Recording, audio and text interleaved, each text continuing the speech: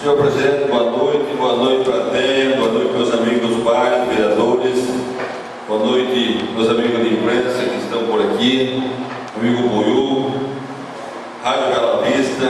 Eu gostaria de fazer uma indicação, senhor presidente, para que termine o serviço no bairro Antônio João, naquela região de baixo, que está muito ruim. Começou, eu não sei o que acontece, vereador Felipe, você podia ir na Secretaria de Obras amanhã falar com o Kiko, porque ele começou o serviço e não terminou.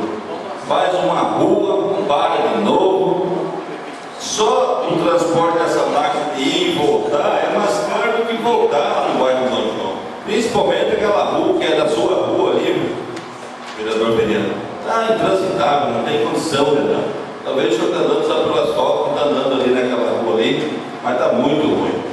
E gostaria de pedir ao secretário da Casa, amanhã eu devo entrar no Ministério Público com mais um problema, porque nós fizemos um requerimento aqui do dinheiro do Fundeb, não foi gasto, o Fundeb do Fundersul, e já passou o prazo regimental e não foi nos mandado a resposta.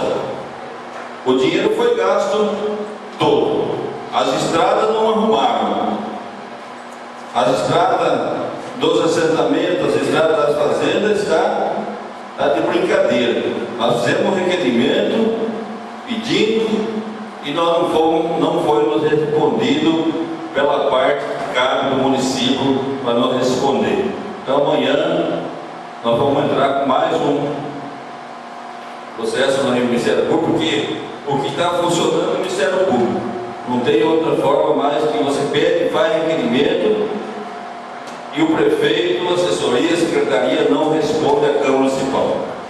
Quando nós pedimos um requerimento, é para ver, a gente faz um requerimento, é para ver como está as condições do dinheiro público, vai ser gasto naquilo que realmente tem que ser gasto. O dinheiro do Fundersul, por exemplo, está fazendo mais um requerimento pedindo que até amanhã, às 9 horas da manhã, eu vou passar na Câmara Municipal, se não tiver aqui a resposta do requerimento que nós fizemos do dinheiro do Fundersul, nós vamos encaminhar ao Ministério Público esse problema também. Muito obrigado, senhor presidente.